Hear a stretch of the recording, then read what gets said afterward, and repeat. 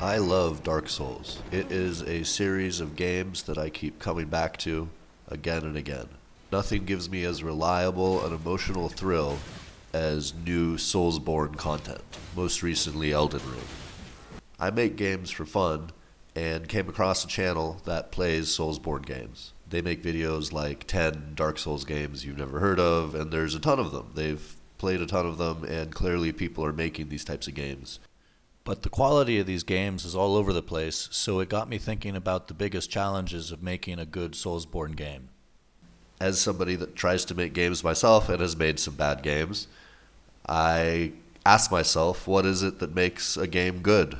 Why do so many people try so hard to make a very good game and then they come out with something that isn't very good? And what is it about this Soulsborne format that is so difficult to get right?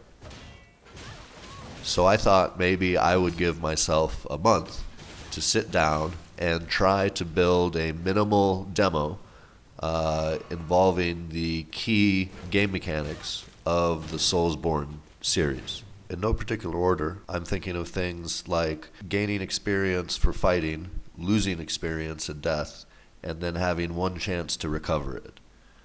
Or the concept of locking on to an enemy in combat and then circle strafing around them to attack. Or the dodge mechanic with iframes, block mechanics, backstab, bosses.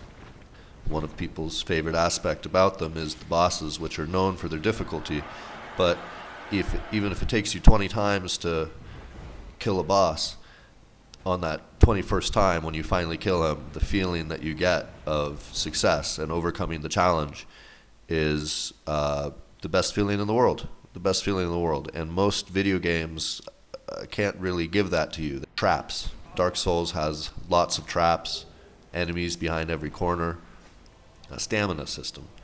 So when you attack, you use stamina. When you roll, you use stamina. And if you run out of stamina, you can't move. So in a boss fight, maybe you're attacking, but then suddenly you can't move and you don't know what's going on. You try to roll away, but you can't roll away. It builds tension. And obviously those are a lot of mechanics to cover in a month, but this is some of the things that I was really looking to explore. Also, when I've made games in the past, really my background is in programming, and art is something that I've had to learn as I go. And animation in particular is something that I've had to learn as I go. So in the past I've used Mixamo animations, or I just have not really animated things. Or I made a puzzle game involving matching colored balls together, and that didn't really involve any 3D modeling per se. So with this I wanted to challenge myself, and I wanted to make good animations, because I thought that was a really good, really important part of the Soulsborne formula. So in this, rather than use Mixamo animations or something like that, I wanted to make sure to use, basically to make everything from scratch, to make all the meshes from scratch in ZBrush, and then to animate them all in Blender and set up the rigging on everything. And I knew that would make things a little bit more challenging, but also I think that's, if you want to be good at making games, I think that this is something that you have to learn and challenge yourself. So I figured this would be a good project for that. So I started off with a pretty basic, loose concept. I knew I wanted to have a Lovecraftian horror theme, and I thought it would be fun to have the boss fight at the end culminate in actually fighting Cthulhu in a Dark Souls style boss fight. I figured you would start as a naked man on an island. You would start exploring the island and find zombies and other grotesque creatures. Eventually you would find a town, and in the town would be a church, and if you go to the basement of the church, you will find a underground Cthulhu facility, which will then have a arena fight with Cthulhu at the end. It would have one or two weapon styles. I figured I could save myself some time by not having so many weapon types. It would have wearable armor, but only one set. It would have nice animation because I, again, looked at the Soulsborne series and identified the quality of their animation and general combat system as one of the greatest strengths of the series, at least mechanically speaking. So I figured 1 month would be enough time for all of that. Although I knew that was ambitious, so I wanted to see where I would get to after a month. I knew it probably wasn't realistic to finish everything, but at the beginning of the project is always when somebody is the most optimistic. This is just a general rule in software development. Okay, so here we are 2 weeks in. We've got our little guy loaded into the game. Looks okay. We've got a kind of a level that we built and some game assets. We have a sea. We're on an island as kind of planned. You can pick up a sword, and then there's a zombie, and this zombie has AI that kind of sucks and animations that kind of suck, but it's a start, and he responds to being hit, and you can dodge away from him to avoid being hit, and the physics is kind of messed up. If you watch this guy roll down a hill, it's not great, so I gotta fix that. And then there's more zombies over here. And one of my goals with the project was really making the attacking really smooth and the combat really smooth. And I don't think I have succeeded, honestly. This is kind of my first big project with animation. So, you know, I'm giving myself a couple of points for being a beginner or whatever, but at the same time, it does not feel fun to play or does not feel like Dark Souls yet. Needs a lot of stuff, so I would consider this more of a blocked out level at this point. Just, you know, making sure that all of the different areas are kind of laid out and make sense. This idea more that, okay, there's a secret-ish area up here that you could skip. If you look out in the distance, you can see some pirate ships or like some crash ships. There's no fall damage yet, so I can just kind of magically get around the different levels. This is actually, this area is where you would start off on the beach, shipwrecked, naked, and then I put an elevator up here. You can see there's like a bonfire / totem pole behind the character. It's easy to miss. But yeah, then there's this elevator, which I need to change the model of, but it does function. Because every Dark Souls game needs an elevator, also breakable barrels and ragdoll physics. But yeah, I mean, that's pretty much it for now. I still need to add the town and a boss and fix the attacking, so I don't know, there's a lot of work to do, we'll see.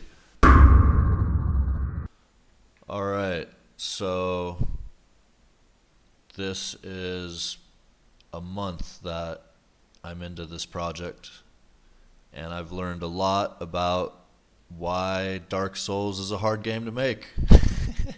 I have made a lot of progress in the last 2 weeks, but I've also hit a couple of pretty major roadblocks in Unreal Engine that I don't have a real good solution for yet, and I'll get into that in a minute.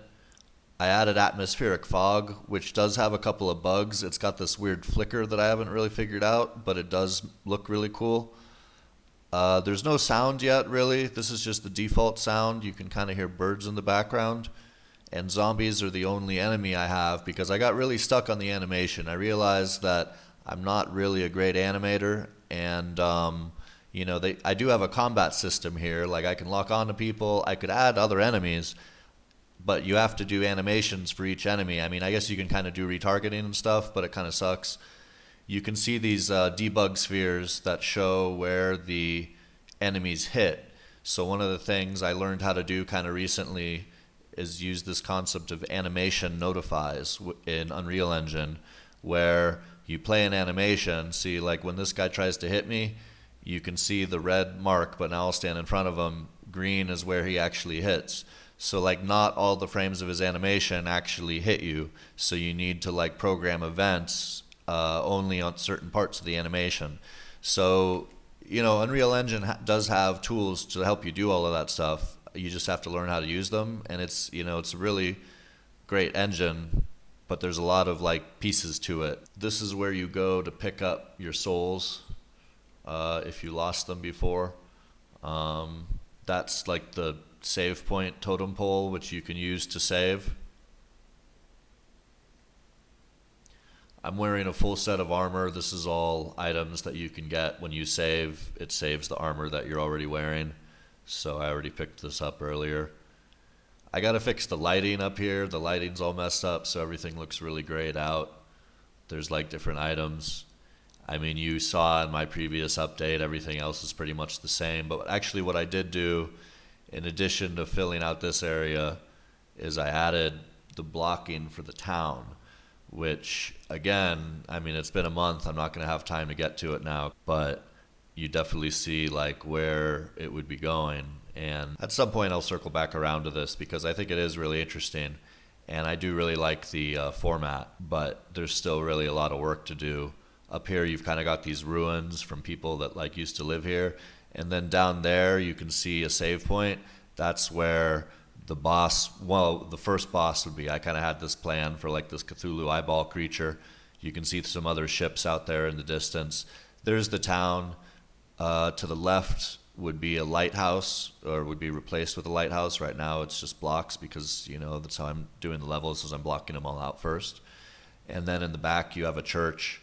And actually, I mean, you can walk down there. It just takes a while.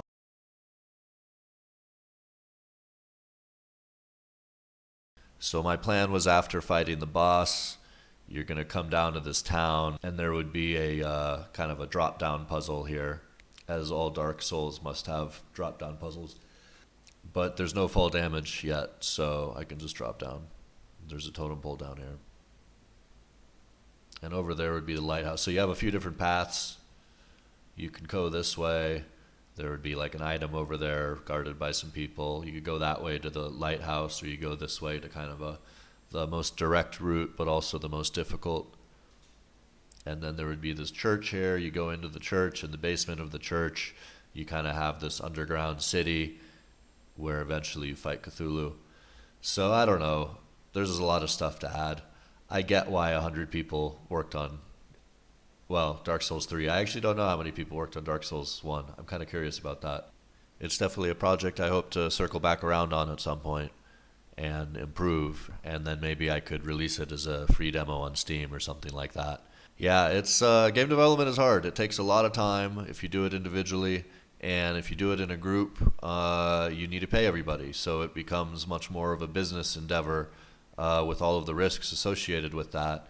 And, you know, that's why some of these games take 3 or 4 years to develop. But wait, what about Cthulhu? Well, here he is. Kind of. Just over this hill. There's a dude in the water that looks a lot like Cthulhu, but he doesn't move. But that's what the boss battle was supposed to be. A moving Cthulhu that comes out and kind of stomps you, and you have to hit his hands, and kind of a Dark Souls-esque battle to the death. But currently he's just kind of in there, in the water. Up, whoa, there he is, there's his bottom. He has no feet.